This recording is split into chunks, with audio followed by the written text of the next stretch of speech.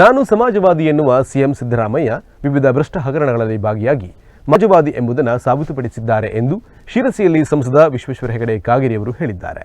ಶಿರಸಿ ನಗರದ ದೀನ್ ದಯಾಳ್ ಸಭಾಭವನದಲ್ಲಿ ಮಾಧ್ಯಮಗೋಷ್ಠಿ ನಡೆಸಿ ಮಾತನಾಡಿದ ಸಂಸದ ವಿಶ್ವೇಶ್ವರ ಹೆಗಡೆ ಕಾಗೇರಿಯವರು ರಾಜ್ಯ ಕಾಂಗ್ರೆಸ್ ಸರ್ಕಾರದ ವಿರುದ್ಧ ವಾಗ್ದಾಳಿ ನಡೆಸಿದರು.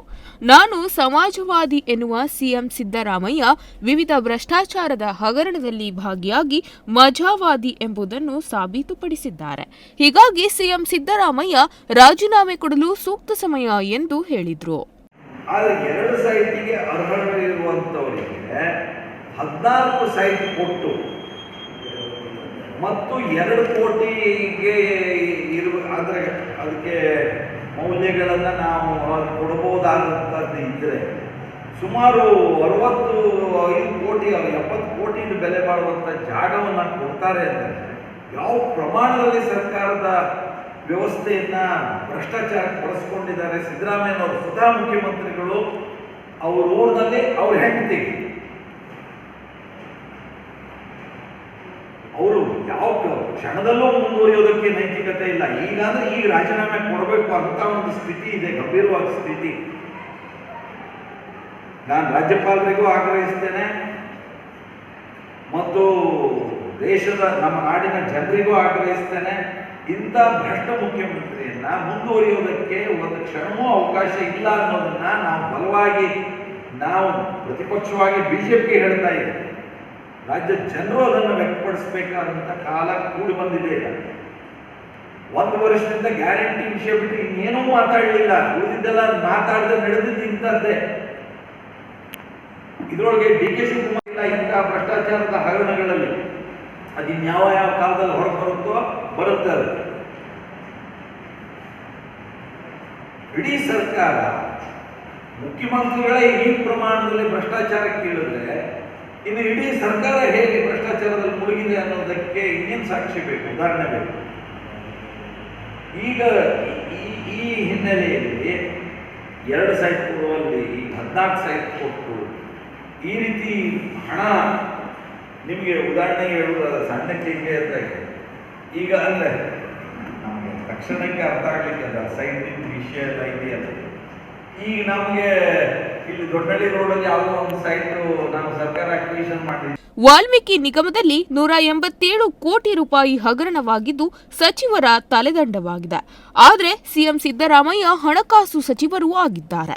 ಸರ್ಕಾರದ ಅಧಿಕೃತ ಖಾತೆಯಿಂದ ಬೇರೆ ಖಾತೆಗೆ ಇಷ್ಟೊಂದು ದೊಡ್ಡ ಪ್ರಮಾಣದ ಹಣ ವರ್ಗಾವಣೆಯಾಗಿದ್ದು ಸಿಎಂ ಗಮನಕ್ಕೆ ಬಂದಿಲ್ಲವೇ?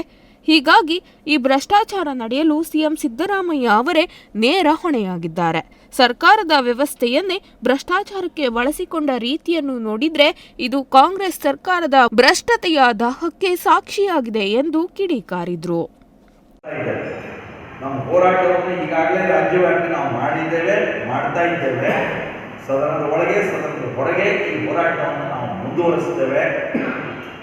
ನಾನು ಮಾಧ್ಯಮದ ಸ್ನೇಹಿತರಲ್ಲಿ ವಿನಂತಿಸಿಕೊಳ್ಳೋದು ಇಷ್ಟೇ, ಪ್ರಜಾಪ್ರಭುತ್ವದ ವ್ಯವಸ್ಥೆಯಲ್ಲಿ ನಮಗೆಲ್ಲ ಶಾಸಕಾಂಗ, ಕಾರ್ಯಾಂಗ, ನ್ಯಾಯಾಂಗದಂತೆ ಪತ್ರಿಕಾ ರಂಗವು 4ನೇ ಆಧಾರ ಸ್ತಂಭವಾಗಿ ಇರುವಂಥದ್ದು. ಹಾಗಾಗಿ ಮಾಧ್ಯಮದ ಮೂಲಕ ಈ ರೀತಿಯ ಭ್ರಷ್ಟಾಚಾರ ಹಗರಣಗಳು ಆಗಿರೋದನ್ನು ಜನತೆಗೆ ತಿಳಿಸುವಂಥ ಒಂದು ಪ್ರಯತ್ನವನ್ನು ತಾವು ಬಹಳ ಪರಿಣಾಮಕಾರಿಯಾಗಿ ಮಾಡ್ತಾ ಇದ್ದೀರಿ.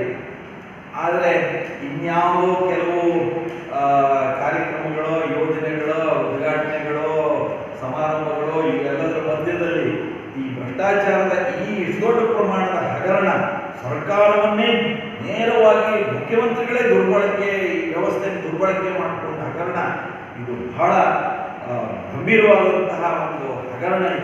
ಇದಕ್ಕೆ ಸಿಗಬೇಕಾದಂತಹ ಮಾನ್ಯತೆ ಮತ್ತು ಜನತೆಗೆ ತಿಳಿಸಿಕೊಡ್ಬೇಕಾದ. ಕಾಂಗ್ರೆಸ್ ಸರ್ಕಾರ ಅಧಿಕಾರಕ್ಕೆ ಬಂದು 1 ವರ್ಷದಲ್ಲಿ ಯಾವುದೇ ಅಭಿವೃದ್ಧಿ ಕಾರ್ಯಕ್ರಮಗಳಾಗಿಲ್ಲ. ರಾಜ್ಯದ ಮತದಾರರು ಬ್ರಹ್ಮನಿರಸನಗೊಂಡಿದ್ದಾರೆ. ಬಿಜೆಪಿ ಕಾಂಗ್ರೆಸ್ ವಿರುದ್ಧ ಸದಾ ಧ್ವನಿ ಎತ್ತುತ್ತಿದೆ. ಆದರೂ ಆಡಳಿತದಲ್ಲಿ ಸುಧಾರಣೆ ಇಲ್ಲ. ಅಭಿವೃದ್ಧಿ ಶೂನ್ಯ ಸರ್ಕಾರ ಇದಾಗಿದೆ. ಕಾನೂನು ಸುವ್ಯವಸ್ಥೆ ಹದಗೆಟ್ಟಿದೆ. ಬೆಲೆ ಏರಿಕೆ ಜನರನ್ನು ಹೈರಾಣಾಗಿಸಿದೆ ಎಂದು ಹೇಳಿದರು.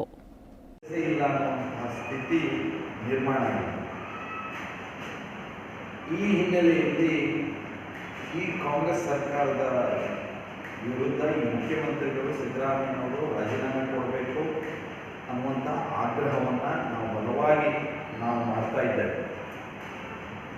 ಒಂದು ವರ್ಷದ್ದೇ ನಾವು ನೋಡಿದರೆ ಅಭಿವೃದ್ಧಿ ಶೂನ್ಯವಾದ ಸರ್ಕಾರ, ಅಭಿವೃದ್ಧಿಗೆ ಹಣ ಬರ್ತಾ ಇದೆ, ಗ್ಯಾರಂಟಿಗಳು ಸಮರ್ಪಕವಾಗಿ ಜಾರಿ ಆಗಿಲ್ಲ,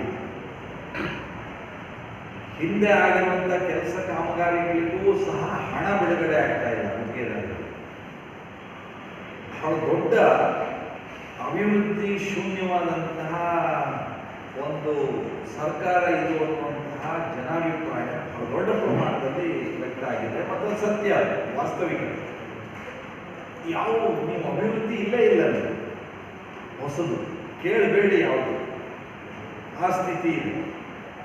ಎರಡನೇದು ಬಹಳ ಮುಖ್ಯವಾದದ್ದು ಅಂದರೆ ಕಾನೂನು ಶಾಂತಿ ಸುವ್ಯವಸ್ಥೆ ಹದಗೆಟ್ಟು ಹೋಗುವುದು. ಬಹಳ ಮುಖ್ಯವಾಗಿ ನೀವು ಎಷ್ಟು ಪ್ರಕರಣ ಬೇಕಾದ್ರೂ ಉಲ್ಲೇಖಿಸಬಹುದು. ಕಾನೂನು ಶಾಂತಿ ಸುವ್ಯವಸ್ಥೆ ಹದಗೆಟ್ಟು ಜನ ಆತಂಕದಲ್ಲಿ ಭಯಭೀತರಾಗಿರುವಂಥ ಸ್ಥಿತಿ ಇದೆ.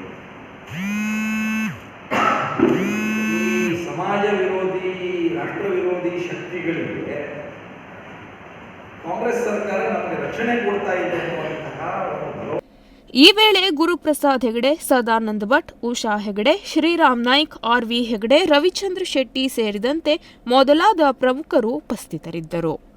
Nudisiri news desk, Honnavar.